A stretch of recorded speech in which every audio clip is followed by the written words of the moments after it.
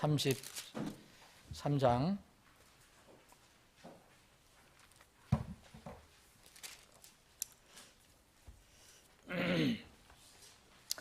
21절부터 우선 21절 20절 보겠습니다. 우리가 포로된 지 12년이 되는 해 10월 곧 그달 5일에 예루살렘에 도피한 자가 내게 이르러 말하기를 그 도시가 무너졌다 하니라. 그 도피한 자가 이르기 전에 이제 저녁에 주의 손이 내 위에 임하여 내 입을 여시더니 마침내 그가 아침에 내게 이르렀더라. 내 입이 열렸으므로 내가 다시는 말 못하는 자가 되지 아니하였노라. 21절에 보면요, 이제 이스라엘의 그 예루살렘이 드디어 무너지고 그 소식이 거기서 가까스로 탈출한 사람을 통해서 이제 이 바벨론에 있는 에스겔에까지도 이제 알려지게 된 것입니다. 이제 예루살렘에 대한 모든 소망이 무너졌습니다. 여전히 바벨론에 있던 사람들 중에서 이제 거짓 대언자들, 거짓 말을 해서 사람들의 마음을 이렇게 기쁘게 해주려고 하는 그런 사람들의 영향을 받아서 적들의 포위당한 예루살렘이 무너지지 않을 것이다. 공격을 잘 견뎌서 하나님께서 개입하셔서 침공자들을 물리칠 것이다. 예루살렘이 무너지지 않을 것이다 라고 했던 그런 사람들의 대언은 이제 거짓으로 드러났습니다. 실제로 참 대언자가 말한 대로 이루어졌고 그 멸망한 예루살렘에서 가까스로 이제 도망한 사람이 그 사실을 알려주었습니다. 그 사실을 알려주지 않았더라도 그 일은 반드시 이루어지는 것입니다. 23절부터 29절까지는 이 좀 긴 내용이지만 여기서 우리가 또 좀 깊이 생각해야 볼 점이 있습니다. 제가 빠른 속도로 한번 읽어보겠습니다. 그때 주의 말씀이 내게 임하니라. 이르시되 사람의 아들아, 이스라엘 땅의 그 피폐한 곳에 거주하는 자들이 말하 이르기를 아브라함은 한 사람이었는데도 그 땅을 상속하였거니와 우리는 많은 주께서 그 땅을 우리에게 주사 상속재산이 되게 하셨도다 하는도다. 이미 예루살렘 무너졌어요. 근데 하나님께서는 다시 대언자를 통해서 그 사람들이 그때 가지고 있었던 어떤 마음, 그런 행동, 그런 모습을 다시 한번 이렇게 보여주십니다. 그러므로 그들에게 이르기를 주 하나님이 이같이 말하노라. 너희가 핏째 먹으며 너희 우상들을 향하여 눈을 들고 피를 흘리니 너희가 그 땅을 소유하겠느냐? 너희가 너희 칼을 의지하고 서고 가증한 일을 행하며 각 사람이 자기 이웃의 아내를 더럽히니 너희가 그 땅을 소유하겠느냐 하고 너는 이같이 그들에게 이르기를 주 하나님이 이같이 말하노라. 내가 살아있음을 두고 맹세하노니 그 피폐한 곳에 있는 자들은 반드시 칼에 쓰러질 것이요 또 빈 들판에 있는 자는 내가 짐승들에게 주어 먹히게 하며 요새와 굴에 있는 자들은 역병으로 죽게 하리라. 내가 그 땅을 심히 황폐하게 하고 그녀의 세력의 영화를 그치게 하리니 이스라엘 산들이 황폐하게 되어 아무도 지나가지 아니하리라. 내가 그들이 행한 그들의 모든 가증한 일로 인하여 그 땅을 심히 황폐하게 할 때에 그때에 내가 주인 줄을 그들이 알리라 하라. 이 29절까지 좀 내용이 길긴 하지만 이런 내용입니다. 주님께서 에스겔에게 이스라엘 땅에 거하는 사람들이 무슨 생각을 하고 있었는지 그것을 지금 보여주신 것입니다. 그들은 이렇게 말했습니다. 아브라함 한 사람인데 그때 아브라함 한 사람이었잖아요. 하나님께서 아브라함을 부르셔서 그에게 복을 주시고 그에게 약속한 것은 모든 걸 이루어주셨어요. 그래서 그 아브라함에게 한 사람이었는데 그 큰 땅을 이게 상속으로 주셨다. 그런 얘기입니다. 이 역사는 잘 알고 있어요. 이스라엘 사람들이. 그래서 아브라함은 한 사람이었는데 24절 보면 그 땅을 상속하였다. 하나님께서 그걸 허락하지 않으셨냐? 그런데 이 사람들은 또 뭐라냐? 아브라함 한 사람인데 그 큰 땅을 상속해 주셨으니까 우리는 지금 사람이 많다. 그러니까 우리를 멸망시키지 않고 예루살렘이 멸망되지 않고 이 땅을 지금 계속 상속재산으로 계속 우리에게 주실 것이다 라고 그렇게 말한 것입니다. 우리는 많으니 주께서 그 땅을 우리에게 주사 상속재산이 되게 하셨도다. 안 무너진다. 그렇게 얘기하는 것입니다. 여기서 이 사람들이 얘기한 것은 하나님께서 생각하시는 것과는 다른 내용입니다. 자, 한 사람에게도 주셨으니까 수가 많으면 더 주실 것이 아니냐, 이런 뜻입니다. 아브라함 한 사람이었는데 우리는 더 많지 않냐. 하나님께는 수가 중요하지 않다는 것이 성경 전체에 깔려있는 그런 믿음입니다. 진리입니다. 하나님 절대 수가 중요하지 않습니다. 하나님께 중요한 것이 뭡니까? 하나님께 중요한 것은 마음입니다. 그러면 어떤 일을 보면 결과가 중요한 게 아니고, 결과는 우리가 생각하지 원하는 대로 안 될 수도 있어요. 그런데 그 과정과 내용은 하나님이 늘 살펴보십니다. 결과도 좋으면 좋겠지만 그것보다 하나님이 원하시는 것은 과정과 내용입니다. 외모가 중요한 것이 아니라 하나님은 계속 외모를 보시지 않는다 그랬어요. 그럼 외모를 안 보시고 뭘 본다 그랬습니까? 사람의 마음을 보신다 그랬어요. 마음. 한 사람 아브라함과 많은 아브라함의 후손들, 이 이스라엘 사람들은 큰 차이가 있었어요. 한 사람이었지만 그 수많은 사람들을 대신할 만한 그 큰 믿음을 가졌어요. 자기의 아들을 하나님께 헌물로 바칠 정도로 이런 믿음을 가졌어요. 그런데 많은 이스라엘 사람들은 믿음에서 아브라함과 너무 큰 차이가 있었습니다. 아브라함은 하나님과 그분의 말씀을 믿고 순종해서 의인으로 인정받았지만, 이 수많은 이스라엘 사람들은 수를 얘기했지만 하나님의 말씀과 그분에 대해서는 마음이 정직하지 못했습니다. 수는 많았지만 그들의 마음은 하나님과 연합하지 못했습니다. 하나님께서 수가 많아서 예루살렘 땅을 상속재산으로 주실 것이라고 생각하는 것은 오해입니다. 하나님께서 이스라엘 백성을 선미로 삼으신 것은 많은 민족들보다 수가 적기 때문에 택하셨다고도 말씀하셨습니다. 우리는 종종 이런 착각에 빠져요. 우리는 규모를 보고 어떤 크기를 봅니다. 교회도 그렇고 복음을 전하는데도 어떤 양적인 것을만 생각합니다. 그런데 하나님은 절대 그걸 보지 않으십니다. 그럼 나중에 하나님 심판할 때 이런 큰 교회들이 다 그렇게 존재한다고 생각하십니까? 이런 큰 이단 교회들이 다 존재한다고 생각하십니까? 덩치는 얼마나 큽니까? 수는 얼마나 많습니까? 근데 거기에 진실로 하나님과 마음이 합한 사람들이 얼마나 있습니까? 하나님께서는 수와 상관없이 그 땅을 소유할 그 사람들의 마음이 필요했다. 그 믿음이 필요했다라고 합니다. 그런데 이들의 수는 많다고 얘기하지만 아브라함과는 전혀 다른 믿음을 가지고 있었어요. 그래서 하나님께서는 얘기하십니다. 너희가 핏째 먹으며 그랬어요. 핏째 먹는다는 것은 여러분 이스라엘 백성에게 절대적으로 주신 율법 중에 하나가 핏째 먹지 말라는 것입니다. 음식법과 관련된 것입니다. 이걸 보란 듯이 어기면서 살았습니다. 이 사람들은. 그런데 수가 많다고 하나님께서 그 심판을 이제 중단하시겠습니까? 핏째 먹고 하나님 정하신 음식법을 무시하고 우상들을 향해서 눈을 들고 피를 흘리고 우상 숭배하고 살인을 하고, 그런데 어떻게 하나님께서 그것을 눈 감아 주실 수 있겠습니까? 또 너희가 칼을 의지하고 그랬어요. 칼을 의지해 서고, 이건 폭력에 무엇을 의존한다 이거예요. 뭐 하면 폭력에 의지하는 거예요. 하나님은 그것을 원하지 않으십니다. 가증한 일을 한다.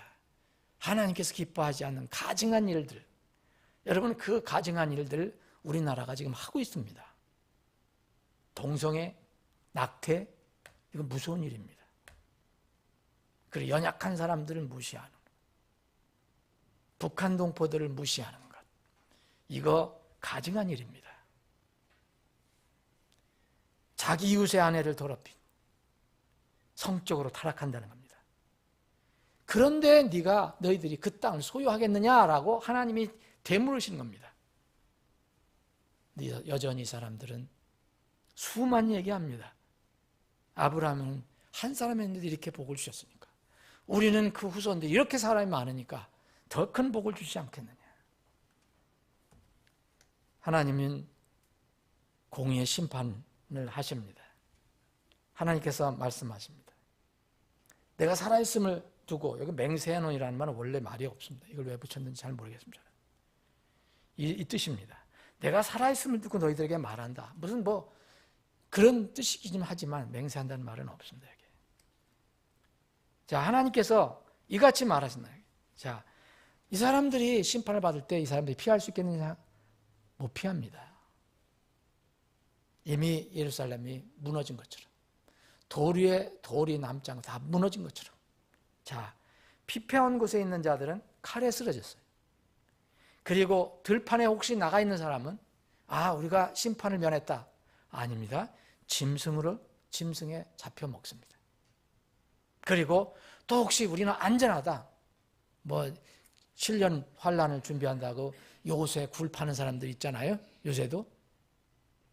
요새 굴에 있다고 하나님의 심판이 거기 안 떨어집니까? 요새 굴에 있는 자는 역병으로 죽게 하십니다. 이게 무슨 뜻입니까?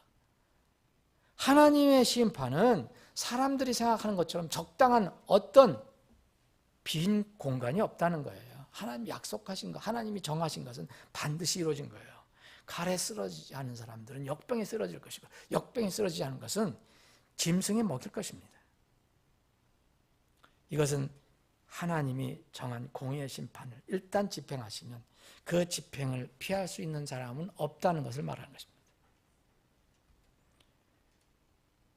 하나님께서 이 미리 말씀하신 심판을 집행하실 때, 이때 심판을 집행하실 때, 집행하시기 전에 이것을 깨닫고 주님께 돌아와야 되는데, 이 집행하실 때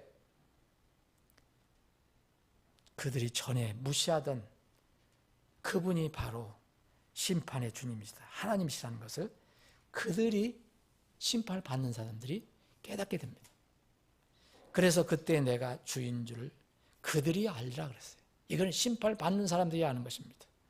이 내용도, 이 원리도 신약 성경까지 다 깔려 있습니다. 여러분 지금 안 믿는 사람 그때 가서 꼿꼿하게 그렇게 혈기방자하게 하나님을 대적할 수 있을 것 같습니까? 다 인정하게 되어 있습니다. 주님께서는 이 말씀을 통해서, 자, 어떤 이스라엘 가운데는 거짓 대언자도 있었거든요. 하나님께서 이렇게 심판하신다 할 때, 아니다, 평화롭다, 평화가 올 것이다. 다른 방법, 피를 흘리고 우상들을 향해서 절을 하고 또 폭력을 사용하고 가증한 일을 하고 성적인 타락한 행동을 해도 하나님께서 평화 주실 것이다. 지금 이렇게 얘기하는 사람도 많거든요. 교회도 그렇고 세상 나라도 그렇고. 근데 하나님은 그런 하나님 아닙니다. 여러분, 반드시 하나님은 불법과 죄에 대해서 심판하십니다.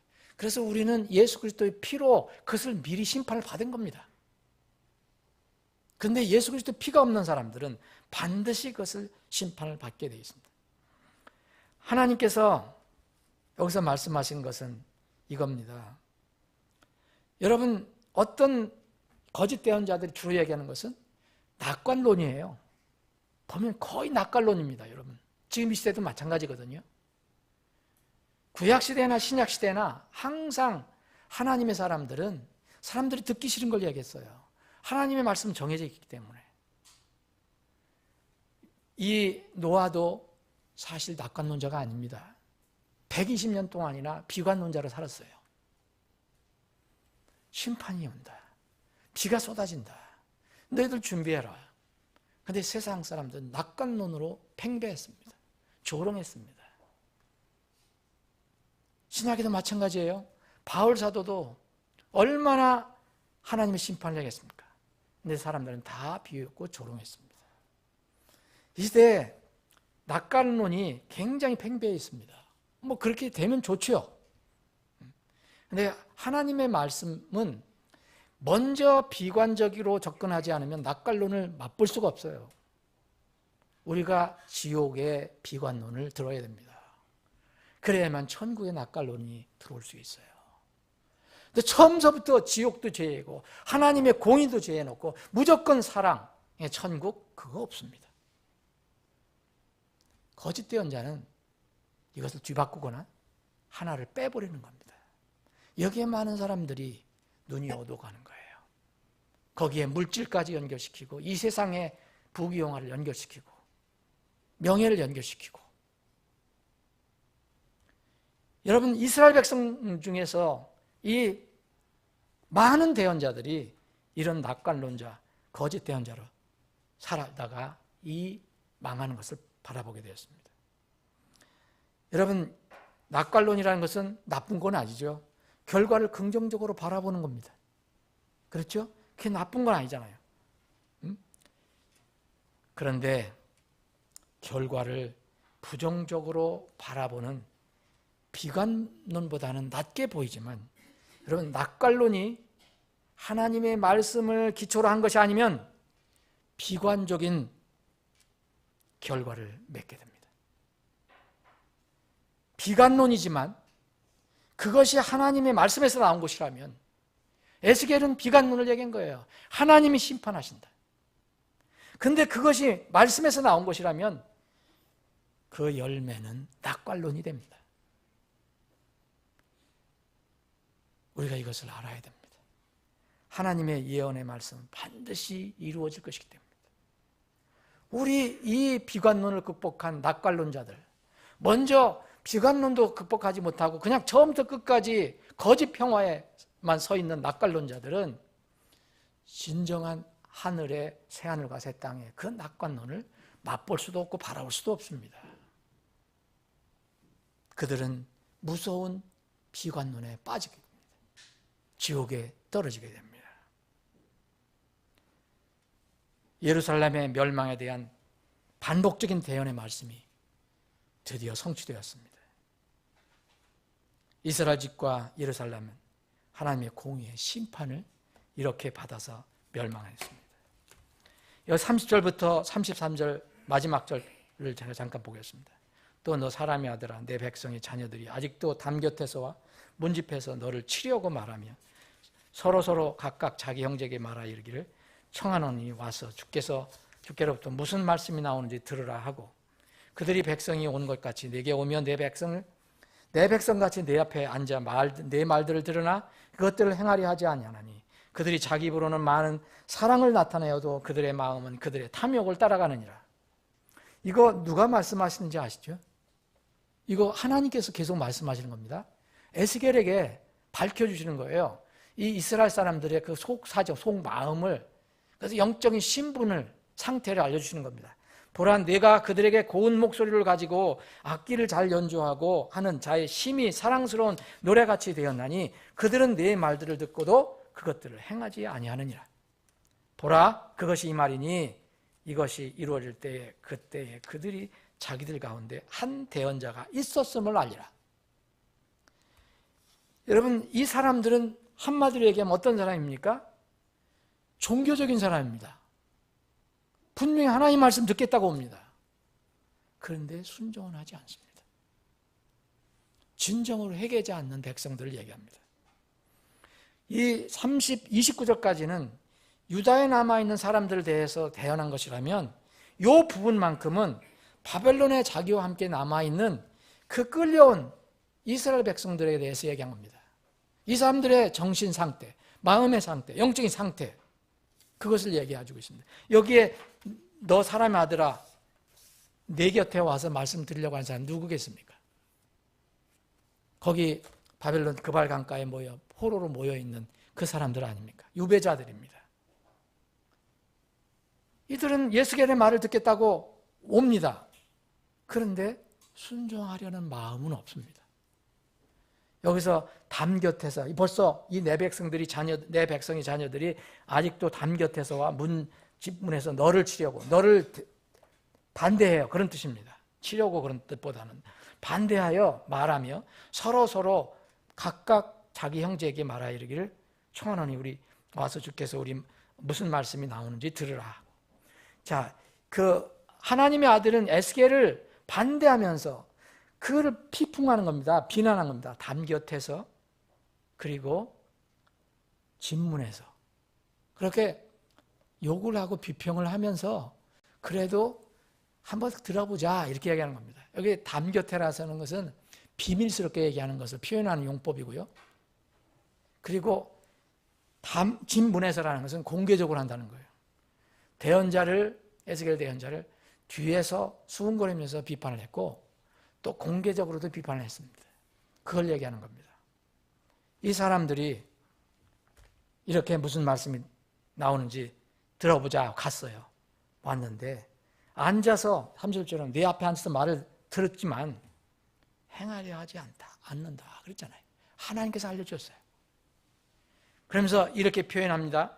아주 적절한 표현입니다. 자기 입으로는 많은 사랑을 나타내어도 자기 입으로는 많은 사랑을 나타내어도 그들의 마음은 그들의 탐욕을 따라가느니라. 여러분 여기서 하나님께서 직접 에스겔 대언자에게 말씀해 주신 게 있어요. 입과 마음, 사랑과 탐욕 이 두 가지 서로 상반되는 용어를 대비시켜 주셨어요. 우리는 입도 가지고 있고 또 마음도 있습니다. 그런데 하나님께서는 입과 마음이 하나가 되기를 원하십니다. 일구이연하지 마라. 못 지킬 것은 말하지 마라. 여러 가지 이런 이야기입니다. 바벨론에 끌려온 유대인들은 입으로는 뭔가 말을 많이 했어요. 뭐예요? 사랑한다. 많은 사랑을 얘기했어요. 그리고 마음으로는 반대로 탐욕이 있었어요. 여러분 이게 참 우스운 얘기 아닙니까? 입과 마음은 항상 일치하는 것은 아닙니다. 일치할 때 진실함이 나오는 거고 일치하지 않을 때 오이선이 나옵니다. 입과 마음이 일치하지 않을 때 오이선이 나와요. 사랑과 탐욕은 절대 함께 갈 수 없는 그런 성격의 어떤 사람의 행동을 얘기합니다. 사랑과 탐욕, 여러분 함께 갈 수 있다고 생각합니까? 인간의 대표적인 이 두 가지 행동은 정비례가 될 수 없어요. 반드시 반비례가 되어야 돼요. 하나가 살면 하나는 죽어야 되고 하나가 죽으면 하나는 살아나야 합니다. 그러면 진실한 사랑이 있는 곳에는 탐욕이 자리 잡을 수 없어요. 근데 이 사람들은 입으로는 많은 사랑을 얘기해요. 근데 속으로는 실제로는 탐욕이 있어요. 탐욕을 못 버리는 거예요. 탐욕이라는 것은 뭐고 사랑이라는 걸 뭔 얘기합니까? 여기서 하나님께서 사랑과 탐욕을 대비시켰거든요. 여기서 이 부분에서 사랑은 나를 희생하는 거잖아요. 나를 희생하고 남을 나보다 더 높게 여기고 나보다 나은 사람으로 여기는 것입니다. 그러죠? 성경에서 얘기하는 사랑을 얘기합니다. 세상의 사랑은 육적인 사랑까지도 포함하지만 탐욕은 남을 희생시켜서라도 내 유익과 내 욕심을 채우는 행동입니다. 그렇죠? 근데 어떻게 사랑과 탐욕이 함께 갑니까? 이건 불가능한 일입니다. 근데 이 사람들은 입으로 그렇게 한다는 거예요. 그리고 속으로는 그런 마음을, 탐욕스러운 마음을 가지고 있습니다.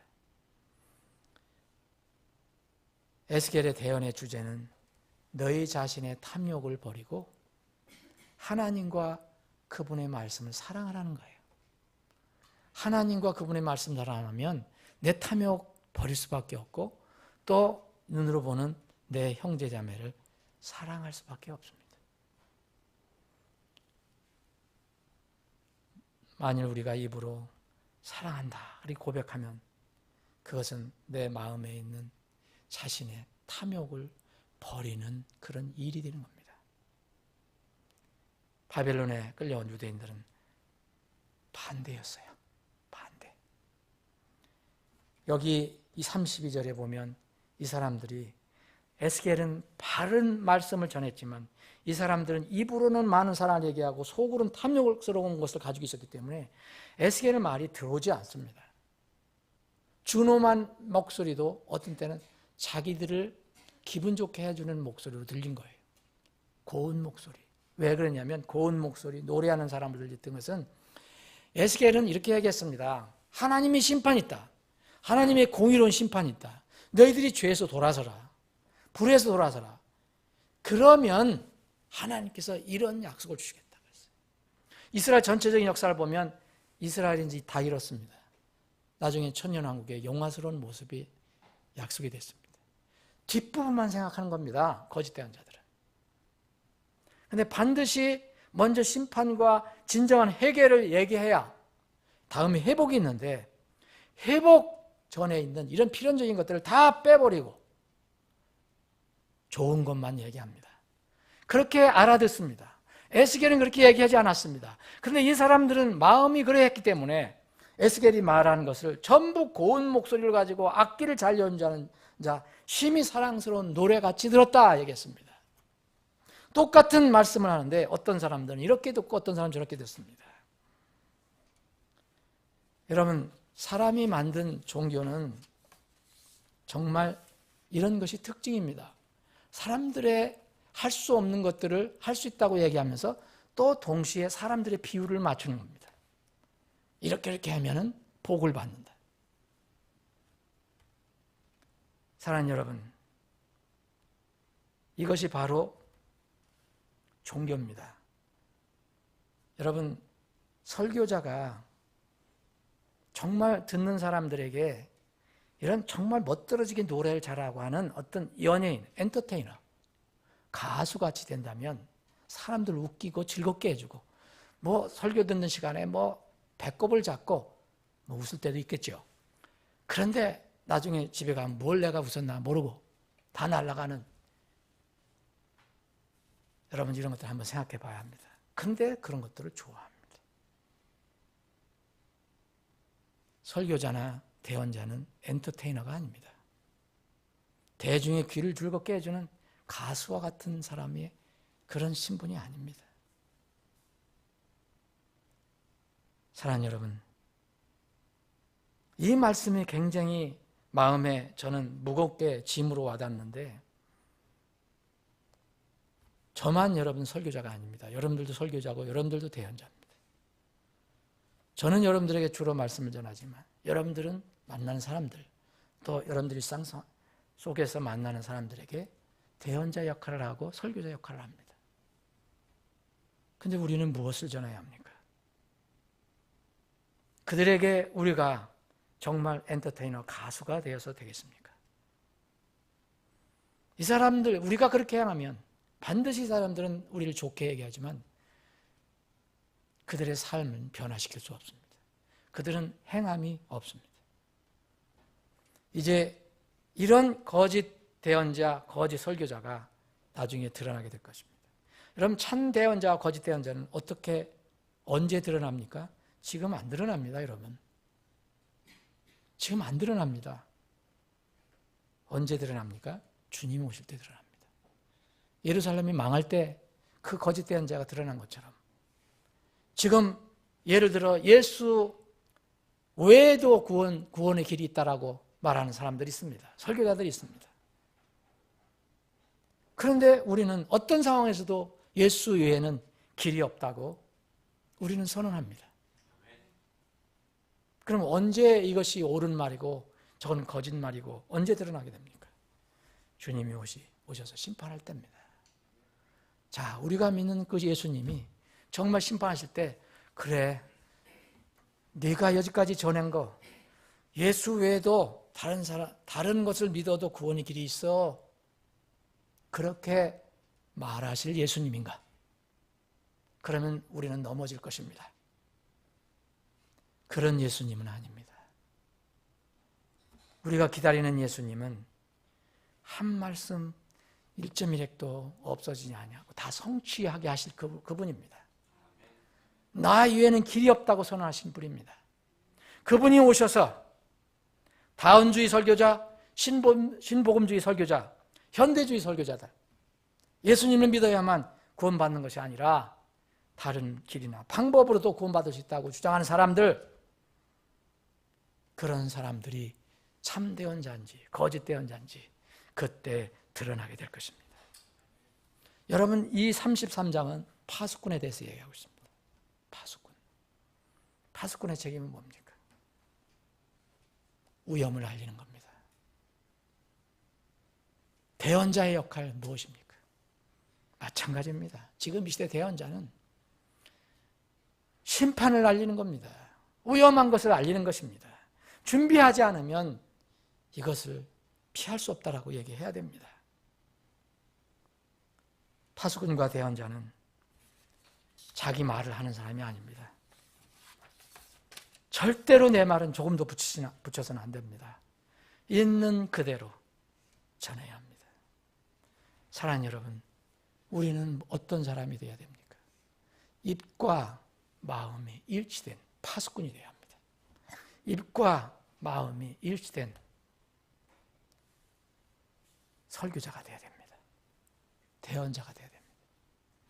여러분들과 제가, 그리고 우리 교회가 마지막 때에 입과 마음이 일치된 파수꾼과 대언자들이 되기를 바랍니다. 아버지 하나님, 3일 저녁에 저희들이 다시 하나님 집에 모였습니다. 저희들이 모인 것은 세상 일을 논하려고 모인 것이 아닙니다. 오직 우리를 구원해 주신 주님의 말씀을 나누고 또 우리를 구원해 주신 주님께 머리 숙여 기도하기 위해서 모였습니다. 주님, 오늘 에스겔 대언자를 통해서 주신 말씀이 이스라엘 백성에게 주신 말씀뿐 아니라 2019년 5월 1일을 살아가고 있는 우리에게도 주신, 또 우리 교회에게도 주신 말씀을 믿고 겸허히 이 말씀을 받아들이기를 원합니다.